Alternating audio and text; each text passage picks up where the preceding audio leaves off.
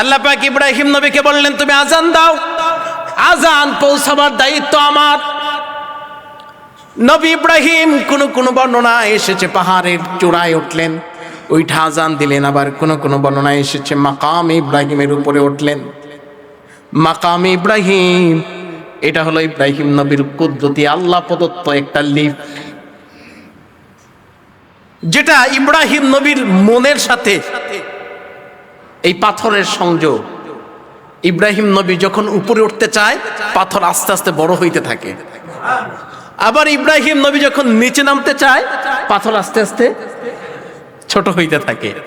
আবার যখন ইব্রাহিম নবীর মন চায় যে ডাইনে যাব, পাথর ডাইনে যাইতে শুরু করে। যখন মন চায় বামে যাব, বামে যাইতে শুরু করে। সুবহানাল্লাহ। এই মাকাম ইব্রাহিমের উপরে উঠলেন, ওইটা তিনি আজান দিলেন। ইব্রাহিম নবী আজান দিলেন মক্কায়, কিন্তু তার আজানের আওয়াজ পৌঁছে দিলেন আল্লাহ আলমে আরওয়াহ, মায়ের পেটে, গোটা পৃথিবীর প্রতিটি মানুষের কানে কানে। সুবহানাল্লাহ।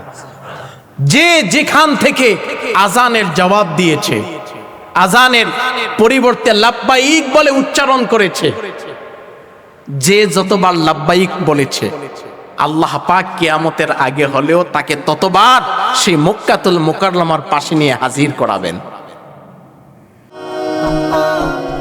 Sunnah of Madina, the Islamic YouTube channel.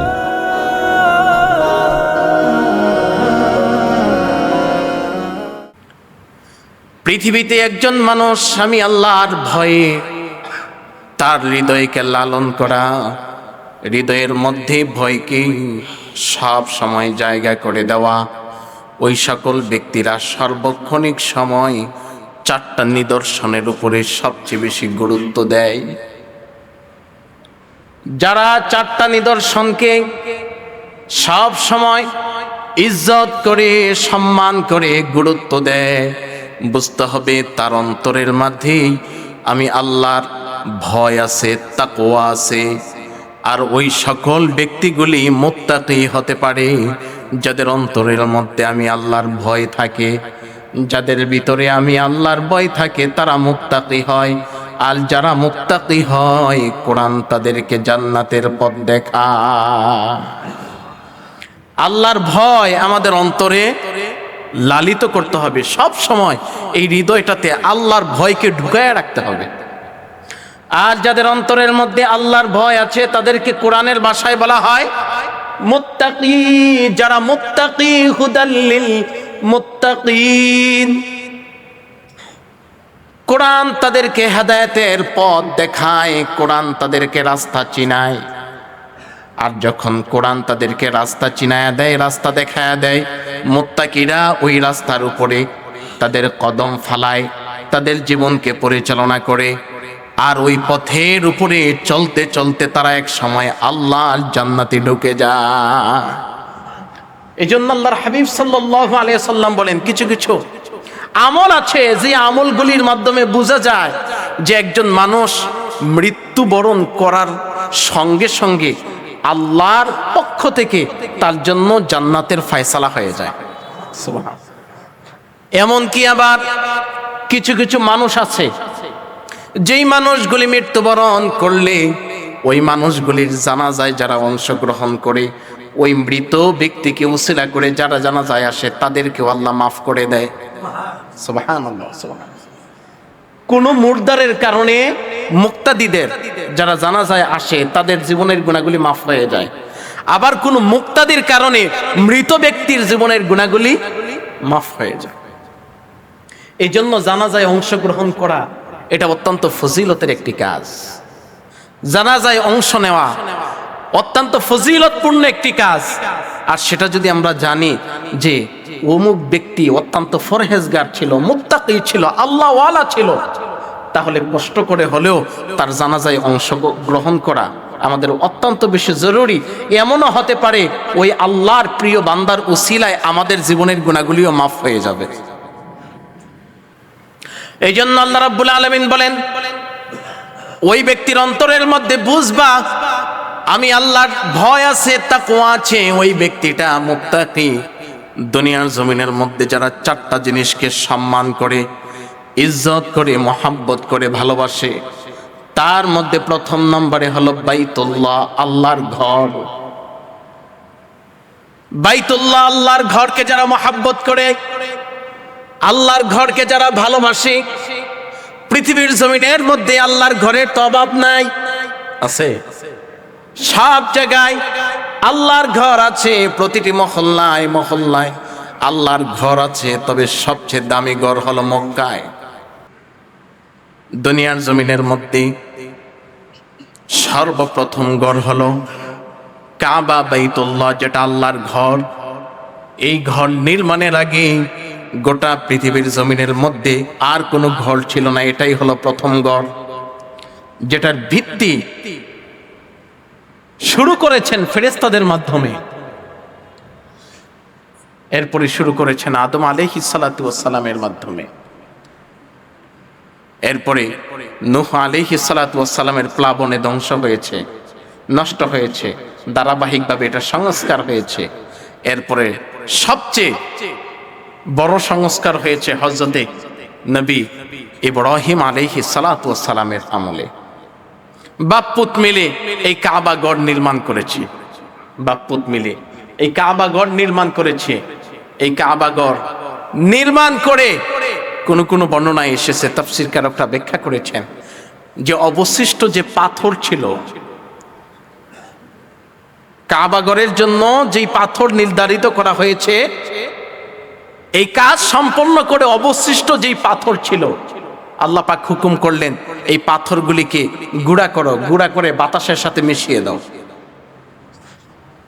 ছোট ছোট করে বাতাসের সাথে মিশিয়ে দাও। ইব্রাহিম নবী এগুলিকে গুঁড়া করে বাতাসের সাথে মিশিয়ে দিয়েছেন, বাতাস এগুলিকে ঘুরিয়ে নিয়ে গেছে। যেই যেই জায়গায় ওই পাথরের কণা পড়েছে, কিয়ামতের আগে হলেও ওই জায়গায় একটা মসজিদ উৎপত্তি হবে। আবার যখন কাবা শেষ হয়ে গেছে, বানান কমপ্লিট, ইব্রাহিম নবী বললেন, ওগো আল্লাহ, কাবা গড় তো বানানো কমপ্লিট, এখন কি করব? আল্লাহ পাক ইব্রাহিমকে বললেন, আযিন, তুমি আজান দাও। ইব্রাহিম নবী বলে, চারপাশে মরুভূমি, পাহাড় অঞ্চল, মানুষের বসবাস নাই, ঘর নাই, বাড়ি নাই, এই জায়গাতে আজান দিলে আমার আজান শুনবে কে? আল্লাহ পাক বলেন যে ইব্রাহিম, তোমার কাজ হলো আজান দেওয়া, শোনানোর দায়িত্ব আমার। সুবহানাল্লাহ বলেন। মুয়াজ্জিনের কাজ হলো আজান দেওয়া, কিন্তু তার আজান শুনে কে মসজিদে আসবে, কে আসবে না, কে নামাজ পড়বে, কে পড়বে না, কার অন্তরের মধ্যে আজানের ধ্বনি ঢুকবে, ঢুকবে না, এই সব দায়িত্ব কার? আল্লাহ। মুয়াজ্জিনের দায়িত্ব শুধু আজান দেয়া। আল্লাহ পাক ইব্রাহিম নবীকে বললেন, তুমি আজান দাও, আজান পৌঁছাবার দায়িত্ব আমার। নবী ইব্রাহিম কোন বর্ণনায় এসেছে পাহাড়ের চূড়ায় উঠলেন, ওইটা আজান দিলেন। আবার কোন বর্ণনায় এসেছে মাকাম ইব্রাহিমের উপরে উঠলেন। মাকাম ইব্রাহিম, এটা হলো ইব্রাহিম নবীর কুদরতি আল্লাহ প্রদত্ত একটা লিফ, যেটা ইব্রাহিম নবীর মনের সাথে এই পাথরের সংযোগ। ইব্রাহিম নবী যখন উপরে উঠতে চায়, পাথর আস্তে আস্তে বড় হইতে থাকে। আবার ইব্রাহিম নবী যখন নিচে নামতে চায়, পাথর আস্তে আস্তে ছোট হইতে থাকে। আবার যখন ইব্রাহিম নবীর মন চায় যে ডাইনে যাব, পাথর ডাইনে যাইতে শুরু করে। যখন মন চায় বামে যাব, বামে যাইতে শুরু করে। সুবহানাল্লাহ। এই মাকাম ইব্রাহিমের উপরে উঠলেন, ওইটা তিনি আজান দিলেন। ইব্রাহিম নবী আজান দিলেন মক্কায়, কিন্তু তার আজানের আওয়াজ পৌঁছে দিলেন আল্লাহ আলমে আরওয়াহ, মায়ের পেটে, গোটা পৃথিবীর প্রতিটি মানুষের কানে কানে। সুবহানাল্লাহ। যে যেখান থেকে আজানের জবাব দিয়েছে, আজানের পরিবর্তে লাব্বাইক বলে উচ্চারণ করেছে, যে যতবার লাব্বাইক বলেছে, আল্লাহ পাক কিয়ামতের আগে হলেও তাকে ততবার সেই মক্কাতুল মুকাররমার পাশে নিয়ে হাজির করাবেন।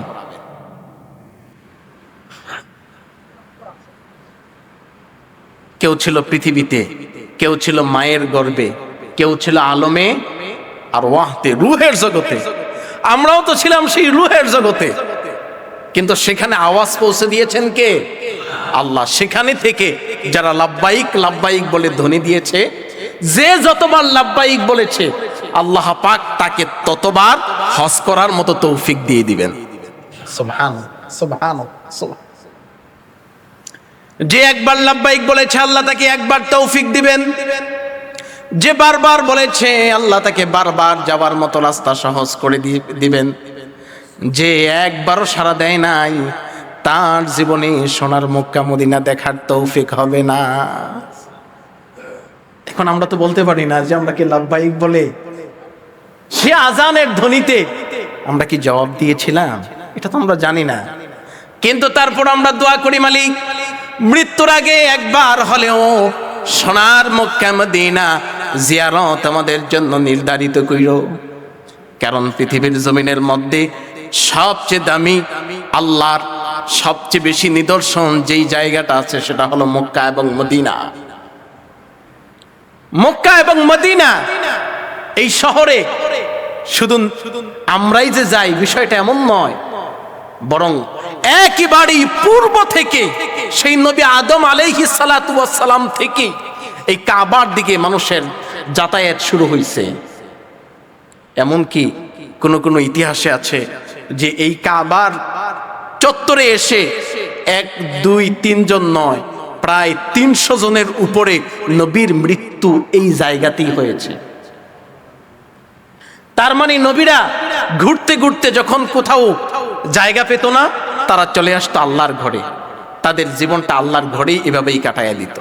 সুবহানাল্লাহ, সুবহান।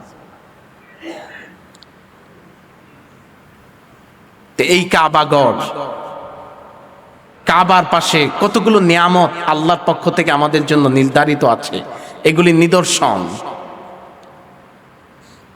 1500 বছর আগে কি হয়েছে, কোথায় কি হয়েছে, কিভাবে হয়েছে, এগুলি কত সুন্দর করে করে নিদর্শন তৈরি আছে। আপনি গেলেই সেখানে এই পিছনের 1500 বছর আগের ইতিহাস আপনার চোখের সামনে অটোমেটিক ভেসে ওঠে, আপনার হৃদয় পরিবর্তন হয়ে যায়। কাবাগরে গেছেন, পবিত্র কাবাগর তাওয়াফ করছেন, হাজারে আসওয়াদ চুম্বন করেছেন, জীবনের গুনাহগুলি মাফ হয়ে গেছে। সুবহানাল্লাহ, সুবহানাল্লাহ। আল্লাহর হাবিব সাল্লাল্লাহু আলাইহি সাল্লাম বলেছেন, যারা পবিত্র কাবা যায়, হজ করে অথবা উমরা করে, কাবাগর তাওয়াফ করে, হাজারে আসওয়াদকে চুম্বন করে, আল্লাহ পাক তাদেরকে 2টা নিয়ামত দেয়। একটা নিয়ামত হলো আল্লাহ তাদেরকে ধনী বানায় দেয়, সুবহানাল্লাহ। 2 নম্বর নিয়ামত হলো আল্লাহ তার জীবনের গুনাহগুলি মাফ করে দেয়।